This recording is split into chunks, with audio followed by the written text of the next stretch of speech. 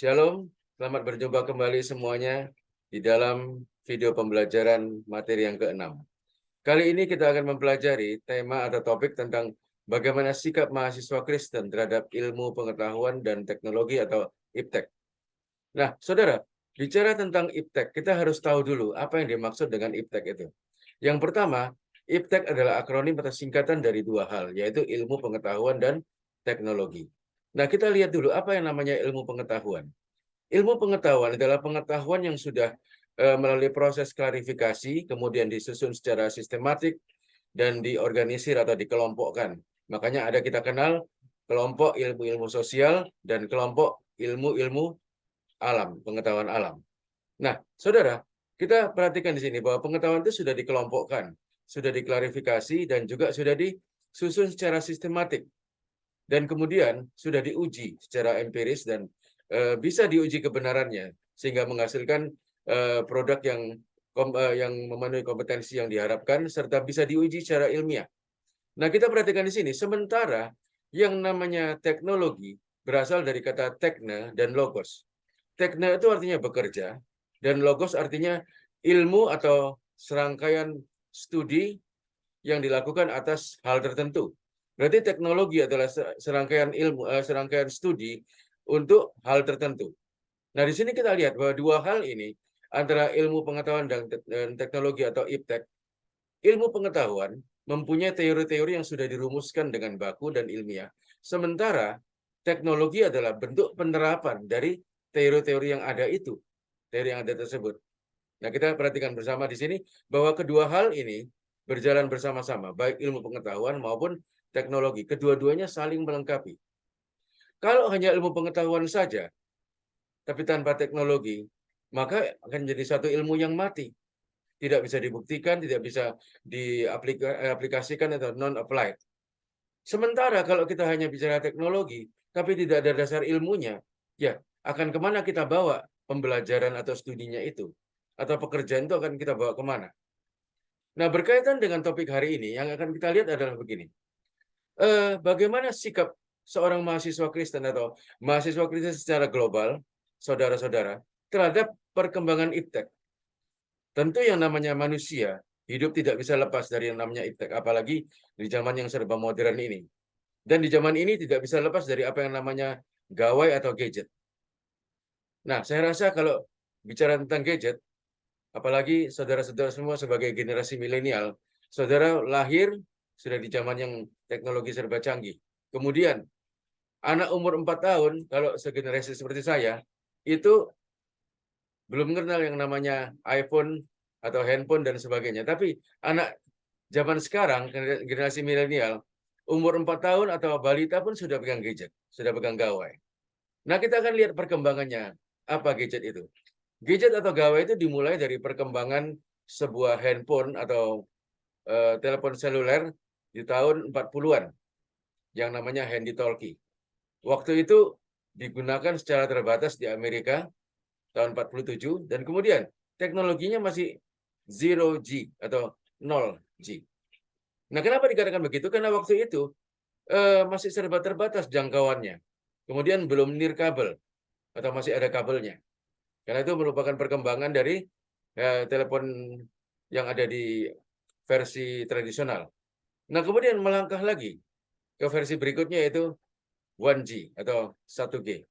Nah, di teknologi ini merupakan bentuk HP atau bentuk handphone yang jadul, berat, berantena, jangkauannya masih terbatas juga, dan untuk komunikasi jarak yang terlalu jauh tidak bisa, belum bisa digunakan. Nah, kemudian dikembangkan lagi teknologi itu, dan kemudian muncul teknologi 2G atau 2G. Nah, di teknologi ini adalah sinyalnya sudah sinyal digital, bukan sinyal analog seperti yang sebelumnya. Sinyal digital ini memungkinkan orang untuk berhubungan dengan orang-orang di tempat lain yang lebih luas, lebih jauh jangkauannya, sinyalnya juga lebih kencang, mulai di sini penggunaan internet, tapi masih sangat sederhana dan terbatas juga. Nah, 2G ini berkembang terus. Di era 90-an menjadi 3G atau 3G. Nah, di era ini, internet sudah masuk dalam genggaman tangan. Dan mulai juga ada aplikasi-aplikasi yang bisa digunakan dan bermanfaat untuk manusia. Nah, kemudian, saudara, begitu cepatnya teknologi 3G ini, kemudian sekarang menjadi 4G atau 4G.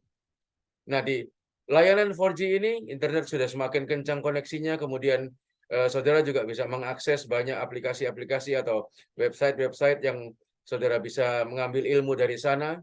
Kemudian perkembangan video call, perkembangan juga Zoom dan sebagainya bisa terantisipasi di sini. Kemudian dari 4G sekarang kita masuk ke dalam 5G, di mana koneksinya juga lebih kencang dan diperlengkapi banyak fitur yang lebih menarik. Saudara mau akses internet, mau cari jawaban di Google, atau saudara mau cari hal-hal penting untuk penyusunan skripsi, semuanya ada dan semuanya bisa terjangkau. Nah, masalahnya begini, bagaimana kita menyikapi sebagai orang Kristen mengenai perkembangan ilmu pengetahuan dan teknologi ini? Ada orang yang menjadi anti terhadap teknologi. Dia katakan teknologi itu berbahaya. Itu bahkan ada yang sangat ekstrim berkata itu alatnya setan dan sebagainya. Nah, apakah benar sedemikian? Kita lihat kembali ke dalam kebenaran firman Tuhan. Apa tanggapan Alkitab mengenai ilmu pengetahuan dan teknologi? Dan bagaimana seharusnya seorang mahasiswa Kristen atau seorang Kristen itu mengambil sikap menghadapi perkembangan teknologi yang semakin cepat ini? Nah, saudara, apa yang firman Tuhan katakan? Kita perhatikan dalam Amsal pasal yang pertama, ayat yang kelima. Baiklah orang bijak mendengar dan menambah ilmu, dan baiklah orang yang berpengertian memperoleh bahan pertimbangan. Nah, dari ayat yang kita baca ini, kita bisa melihat bahwa Tuhan sama sekali tidak anti terhadap ilmu pengetahuan dan teknologi. Atau dengan kata lain, iman Kristen tidak antipati terhadap perkembangan ilmu pengetahuan dan teknologi. Karena dikatakan di sini jelas, baiklah orang bijak mendengar dan menambah ilmu, dan baiklah orang yang berpengertian memperoleh bahan pertimbangan. Nah, saudara tahu kenapa? Karena sebetulnya teknologi dihasilkan oleh manusia yang diberikan hikmat dan pengetahuan kepandaian oleh Tuhan sendiri. Nah, bagaimana mungkin Tuhan antipati terhadap pemberiannya sendiri? Hanya kemudian bagaimana sikap kita dalam menghadapi teknologi ini atau menghadapi ilmu pengetahuan dan teknologi. Kita menyikapi harus secara benar bahwa ilmu pengetahuan dan teknologi atau gawai, gadget, dan sebagainya, perlengkapan yang canggih, saudara bisa melakukan Zoom, saudara bisa melakukan Google Meet, dan sebagainya. Itu harus dipakai, yang pertama, untuk menjadi berkat bagi orang lain. Kemudian, untuk kemuliaan Tuhan. Kita sudah melewati 2,5 tahun masa pandemi, kemudian kita sekarang masuk dalam masa endemi, di mana banyak gereja sudah membuka pintu gedungnya untuk ibadah secara onsite atau ibadah tatap muka. Walaupun secara terbatas, penerapan protokol kesehatan masih tetap dilakukan. Pakai masker, kemudian menyemprot hand sanitizer, dan sebagainya. Tapi, saudara perhatikan di sini, bahwa selama masa pandemi, 2,5 tahun itu, pemanfaatan ilmu pengetahuan dan teknologi untuk hal-hal kerohanian sungguh sangat maksimal digunakan. Seketika ibadah-ibadah onsite ditutup karena wabah COVID yang semakin mengamuk. Kemudian diganti dengan ibadah-ibadah online. Saudara duduk di rumah, berkumpul bersama keluarga, saudara bisa pilih channel. Saudara mau dengar khotbah atau sharing firman dari gereja mana? Saudara bisa ikut memuji Tuhan dari rumah. Saudara bisa melakukan aktivitas selama saudara mengikuti ibadah dari rumah. Itu ibadah online. Nah, itulah contoh bagaimana penerapan atau penggunaan ilmu pengetahuan dan teknologi menjadi berkat untuk banyak orang dan menjadi yang kedua, kemuliaan buat nama Tuhan. Nah, apakah hanya itu saja? Tentu tidak, saudara. Tidak sekedar kita mengakses channel-channel tertentu agar kita bisa beribadah secara online dan sebagainya, atau melakukan persekutuan doa atau menara doa secara Zoom, tapi banyak hal lainnya. Nah, kalau saudara punya akun media sosial, apakah itu Instagram, apakah itu Facebook, Twitter, dan sebagainya, pergunakan itu untuk menjadi berkat bagi banyak orang. Contoh, tidak harus saya katakan menjadi berkat buat banyak orang itu saudara harus men-sharing ayat-ayat firman Tuhan setiap hari. Tidak hanya itu. Tetapi dengan saudara menyaring dahulu berita-berita yang akan saudara sharingkan atau bagikan kepada orang lain, itu sudah menjadi berkat.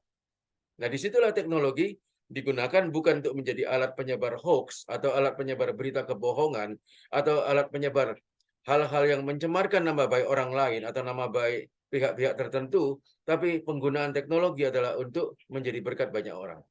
Misalnya, saudara tahu info tentang bencana alam di daerah tertentu, kemudian saudara memposting itu.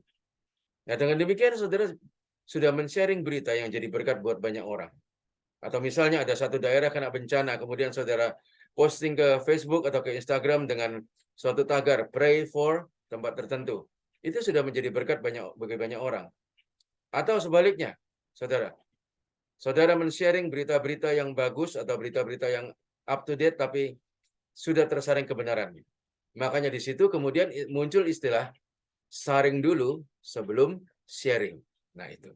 Jadi perhatikan di sini deh, kita gunakan akun media sosial kita itu bukan sebagai alat pemecah belah, bukan sebagai alat penyebar kebencian atau hate speech atau ujaran-ujaran kebencian, bukan juga untuk mengutuki orang lain, bukan juga untuk mencemarkan nama baik orang lain, atau terlebih lagi, jangan sekali-kali sebagai anak Tuhan, saudara menggunakan media sosial saudara untuk menyebar hoax.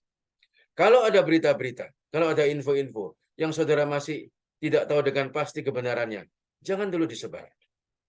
Tahan dulu jarimu. Tahan dulu jari saudara untuk mengetik itu. Tunggu dulu berita yang bisa dipertahankan atau dipertanggungjawabkan kebenarannya. Itu. Nah, kemudian saudara, sebagai penutup atau kesimpulan adalah bagaimana kita menyikapi perkembangan teknologi ini untuk menjadi berkat banyak orang, bagi banyak orang, dan untuk kemuliaan buat nama Tuhan. Ibaratnya seperti sebuah pisau. Di tangan seorang koki, pisau ini menjadi alat untuk memotong-motong sayur, daging, dan sebagainya, dan menghasilkan makanan yang enak, makanan yang bergizi, dan mengenyangkan orang lain atau menjadi berkat buat banyak orang. Tetapi pisau yang sama di tangan seseorang yang punya niat hati yang jahat menjadi alat untuk mencabut nyawa orang lain, melakukan pengancaman, pemerasan, dan segala tindak kejahatan yang lain. Jadi di sini demikian juga dengan ilmu pengetahuan dan teknologi itu. Tergantung bagaimana kita menggunakannya dan siapa penggunanya.